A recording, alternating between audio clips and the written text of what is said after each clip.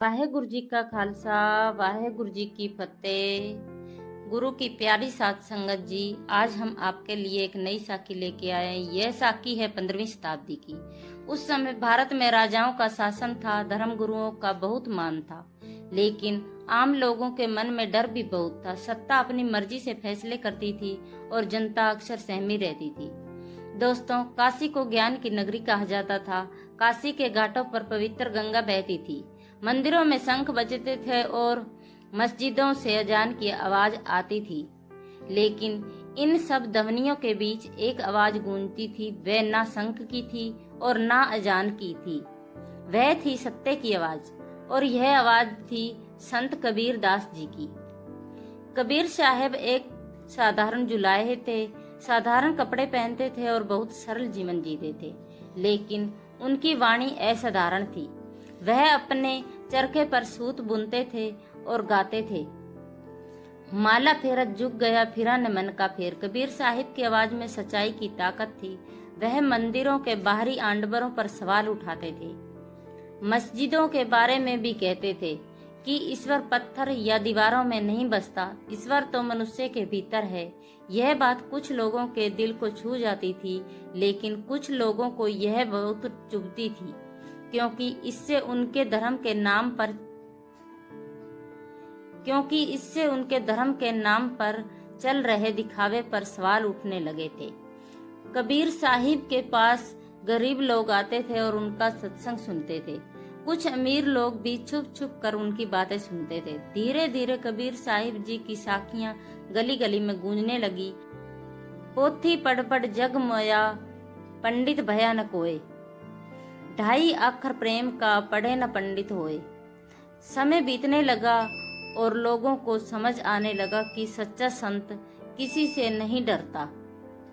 और दोस्तों, जब संत किसी से नहीं डरता, तब सत्ता को बेचैनी होने लगती है।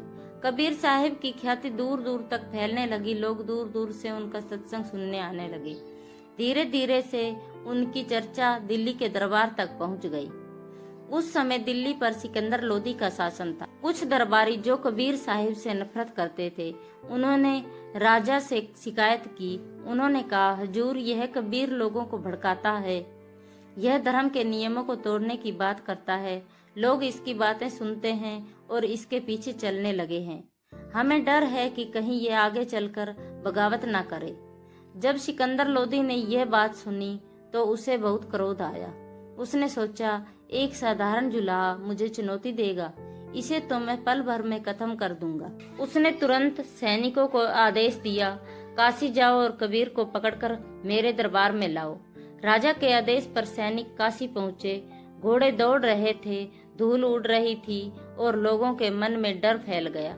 सैनिक सीधे कबीर साहिब जी के घर पहुंचे और बोले, तुम्हें अभी हमारे साथ चलना होगा, राजा ने तुम्हें बुलाया है। कबीर साहिब मुस्कुराए और शांत स्वर में बोले, राजा भी उसी का दास है जिसका मैं हूँ, मुझे उसके पास जाने से क्या डर। यह कहकर वे सैनिकों के साथ चल पड़े। कुछ समय बाद सैनिक कबीर साहिब को लेकर राजा के दरबार में पहुंचे। दरबार सजा हुआ था, चारों ओर दरबारी बैठे हुए थे और सभी को यही लग रहा था कि आज कबीर की मृत्यु निश्चित है। उन सबके बीच कबीर संत अकेले खड़े थे। उनके पैरों में जूते नहीं थे, लेकिन उनके चेहरे पर अद्भुत शांति थी। राजा ने कठोर स्वर में पूछा, लोगों को भड़काता है? कबीर साहिब ने शांत आवाज में उत्तर दिया, मैं लोगों को भड़काता नहीं, उन्हें जगाता हूँ। राजा ने फिर कहा, तू मंदिर और मस्जिद का अपमान करता है? कबीर जी बोले, मैं किसी का अपमान नहीं करता, मैं तो केवल ढोंग को विरोध करता हूँ। कबीर की बात सुनकर दरबार में सन्नाटा छा गया। राजा का चेहरा क्रोध से लाल हो गया। वह बोले, तूने राजा के खिलाफ बात की है, इसलिए मैं तुझे मृत्यु दंड देता हूँ। कबीर साहिब शांत खड़े रहे। राजा ने फिर कहा, अगर तेरा ईश्वर सच्चा है तो वह तुझे बचा लेगा।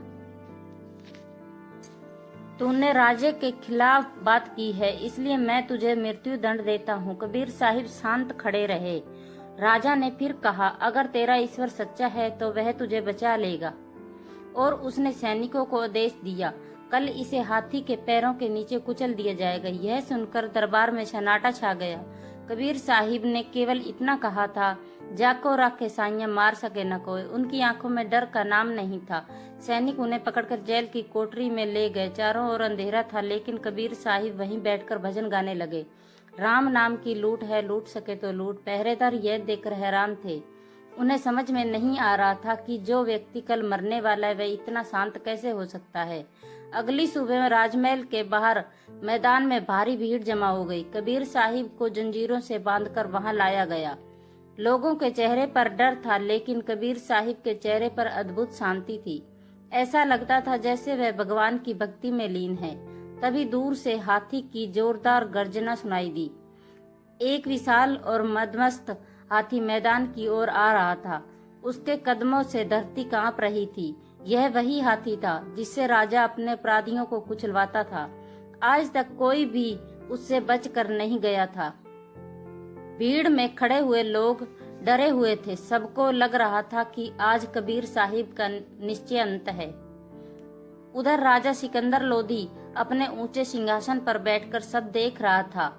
कबीर साहिब ने आकाश की ओर देखा और अपनी आंखें बंद कर ली। उनके होठों से केवल एक ही शब्द निकला, राम। महावत ने हाथी को अंकुश मारा और हाथी क्रोध में कबीर साहिब की ओर दौड़ पड़ा। धरती कांपने लगी, धूड़ उड़ने लगी। भीड़ से डर के मारे आंखें बंद कर ली। लेकिन ठीक उसी समय एक अद्भुत हुआ। हाथी अचानक रुक गया। उसकी चाल धीमी हो गई। वह कबीर साहिब के सामने आकर ठहर गया और कांपने लगा। महावत ने बहुत कोशिश की कि हाथी आगे बढ़े, लेकिन हाथी ने आगे बढ़ने से इनकार कर दिया। फिर धीरे धीरे वह संत कबीर के सामने घुटनों के बल बैठ गया। पूरा मैदान यह दृश्य देखकर स्तब्ध रह गया। हाथी ने अपनी सूंड बढ़ाई और कबीर साहिब के चरणों को छू लिया, जैसे उनका आशीर्वाद ले रहा हो। लोगों की आंखों में आश्चर्य था। कुछ लोग कह रहे थे कि हाथी की आंखों में आंसू भी हैं। यह देखकर राजा सिकंदर लोधी भी हैरान रह गया। वह सिंहासन से नीचे उतर आया और कबीर साहिब के सामने खड़ा होकर कहने लगा। राजा ने कहा, तुम कौन हो? कबीर साहिब मुस्कुराए और बोले, राजन, मैं वही हूँ जो तुम हो, बस तुम्हें याद नहीं। उनका उत्तर सुनकर राजा स्तब्ध रह गया। राजा के जाने के बाद कुछ समय बीत गया, लेकिन राजा सिकंदर लोधी के मन में अब पहले जैसी कठोरता नहीं रही थी। उसके भीतर एक नया सवाल जाग गया था, सच्ची शक्ति आखिर होती क्या है? कुछ समय बाद राजा फिर से कबीर साहिब से मिलने गया। इस बार वह अपने साथ न सैनिक लाया, न दरबारी, न वह अकेला ही उनके पास पहुंचा। जब वह वहां पहुंचा तो देखा कि कबीर साहिब अपने घर के बाहर शांत भाव से बैठे हैं। पास ही उनका चरखा रखा था। कबीर साहिब ने राजा को देखा और इशारे से बैठने के लिए कहा। राजा ने झुककर कबीर साहिब को प्रणाम किया और धीरे से बोला, महाराज, मैं बहुत अशांत रहता हूँ। मेरे पास सब कुछ है, सत्ता है, धन है और सम्मान है, लेकिन फिर भी मेरे मन को शांति नहीं मिलती। कोई ऐसा उपाय बताइए जिससे मेरे भीतर की शांति आ जाए। कबीर साहिब ने राजा की ओर देखा और शांत स्वर में बोले, राजन, जब तक मनुष्य शक्ति और पद पर घमंड करता रहता है तब तक शांति उससे दूर रहती है, और जब वह यह समझ लेता है कि वह भी परमात्मा का अंश है तब उसके भीतर की शांति का दीपक जलने लगता है। राजा कबीर साहिब की बात सुनकर कुछ देर तक चुप रहा। उसके पास कहने के लिए कोई शब्द नहीं थे। थोड़ी देर बाद वह चुपचाप उठा और वापस चला गया। साध संगत जी, हाथी के झुकने की वह घटना केवल एक चमत्कार नहीं थी, वह सत्ता के गलियारों में उठता हुआ एक तूफान भी था। जिन दरबारियों ने कबीर साहिब के खिलाफ राजा के कान भरे थे, उनके मन में अब बहुत बेचैनी थी। वह अपनी हार को स्वीकार नहीं कर पा रहे थे। एक दिन उन्होंने राजा से कहा, हजूर, यदि लोग यह मानने लगेंगे कि कोई संत राजा के से भी बड़ा है तो आपके शासन की नींव हिल जाएगी। राजा उनकी बात सुनकर कुछ देर तक मौन रहा। अब उसे पहली बार यह समझ आने लगता था कि डर के शासन को चलाया जा सकता है, लेकिन दिलों पर राज नहीं किया जा सकता। डर से लोग झुकते जरूर हैं, लेकिन सम्मान से लोग खुद दिल से जुड़ते हैं। एक रात राजा अपने महल में अकेला बैठा हुआ था। चारों तरफ सन्नाटा था। वह गहरी सोच में डूबा हुआ था। बार बार उनकी आंखों के सामने वही दृश्य आ रहा था, वह विशाल मदमस्त हाथी और संत कबीर जी के सामने उसका झुक जाना। राजा सोचने लगा, क्या मैं सचमुच शक्तिशाली हूँ या मेरी शक्ति केवल मेरे सिंहासन तक ही सीमित है। उसे धीरे धीरे यह समझ आने लगा कि असली शक्ति तलवार में नहीं होती, असली शक्ति उस सत्य में होती है जिसके सामने प्रकृति भी झुक जाती है। राजा के मन में अब कई तरह के प्रश्न उठे। वह सोच रहा था, क्या मेरी शक्ति केवल लोगों के बहक पर टिकी है? क्या मेरी ताकत वास्तव में स्थायी है? उधर काशी में लोग कबीर साहिब से पूछते थे। महात्मा, उस विशाल हाथी से डर नहीं लगा? कबीर साहिब हंसते हुए बोले, डर किस बात का? जिसने मुझे जन्म दिया है वही रक्षा करेगा। डर केवल मनुष्य के भीतर जन्म लेता है जब मन शांत हो और विश्वास अडिग हो। तब भयंकर से भयंकर संकट भी भय पैदा नहीं कर सकता। राजा एक बार फिर बेचैन होकर कबीर साहिब के पास पहुंचा। वह सीधे उनके सामने खड़ा हुआ और बोला, संत, आपने उस दिन कहा था कि भीतर के हाथी से जीतना होगा।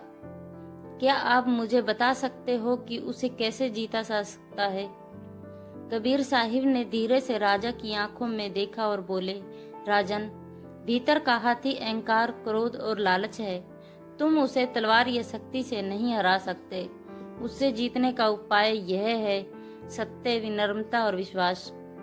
जब मनुष्य अपने भीतर झांकता है, अपने मन और आत्मा को समझता है, यह स्वीकार करता है कि वह भी उसी ईश्वर का अंश है, तब भीतर का हाथी अपने आप शांत हो जाता है। सच्ची शक्ति डर से नहीं, प्रेम और समझ से आती है। मनुष्य वही जीतता है जो अपने भीतर की हिंसा और अहंकार को मात देता है। राजा यह सुनकर थोड़ी देर चुप रहा। कबीर साहिब की बातें उसके मन में गहरी उतर रही थी। वह समझ गया कि शक्ति केवल सिंहासन में नहीं, डर और शक्ति के खेल में नहीं, बल्कि भीतर की शांति और आत्मा की विजय में है। साध संगत जी, यही शिक्षा हमें कबीर साहिब की कहानी से मिलती है। सच्चा वीर वही है जो अपने भीतर के हाथी को जीत ले, और जब भी भीतर का हाथी शांत हो जाता है, तब बाहर की कोई शक्ति उसे डरा नहीं सकती। कबीर साहिब ने राजा से कहा, जब तक तुम्हें अपनी शक्ति पर गर्व और घमंड होगा, तब तक समझो वही भीतर का हाथी है, और जब तुम अपने को दूसरों से बड़ा समझते हो, तब वही हाथी है। जब तुम सत्य से डरते हो, तब भी वही हाथी है। कबीर साहिब की बातें सुनकर राजा की आंखें नम हो गई। उसने धीरे से पूछा, तो क्या अभी भी हार सकता हूँ?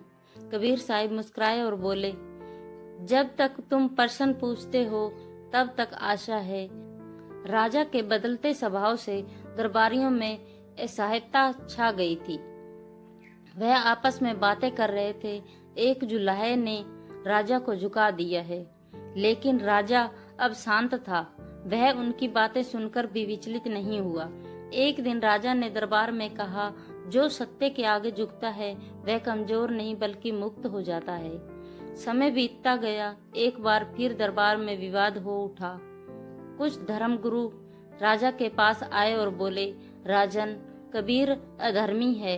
राजा ने शांत स्वर में उत्तर दिया, जो सबको एक समान मानता है वह अधर्मी कैसे हो सकता है? धर्मगुरु चुप हो गए। दरबार शांत हो गया, क्योंकि अब राजा भय से नहीं बल्कि विवेक और निर्णय से ले रहा था। उधर कबीर साहिब अपने शिष्यों को समझा रहे थे, तुम चमत्कारों में मत उलझो। चमत्कार कहीं बाहर नहीं होता, वह मन में होता है। जिस दिन तुम्हारा क्रोध झुक जाएगा, जिस दिन अहंकार शांत होगा, वही सबसे बड़ा चमत्कार होगा। यह समय बीतता गया। राजा बूढ़ा हो गया। उसने अपने दरबारियों को बुलाया और अंतिम बार कबीर साहिब से मिलने की इच्छा हुई। राजा कबीर साहिब के सामने झुका और बोला, तुमने मुझे राज करना नहीं बल्कि जीतना सिखाया है। कबीर साहिब ने शांत स्वर में उत्तर दिया, राजन, जीवन वही है जो भीतर से स्वतंत्र हो। राजा की आंखों में आंसू आ गए। साध संगत जी, यह समय के साथ सुल्तान लोधी की गद्दी चली गई, दरबार बदल गए, सत्ता बदलती रही, लेकिन कबीर साहिब की वाणी हमेशा अमर रही। हाथी की यह घटना इतिहास का हिस्सा बन गई। आज भी लोग कबीर साहिब के सामने सर झुका देते हैं। कहानी केवल एक संत और हाथी की नहीं है, यह कहानी है अहंकार और सत्य की। जब एक राजा अपने शक्ति के दम पर भक्ति को कुचलने की कोशिश की तो भक्ति झुकी नहीं। हाथी दौड़ा, टकराव हुआ, लेकिन सत्य अडिग रहा। शक्ति नहीं, अहंकार टूटा।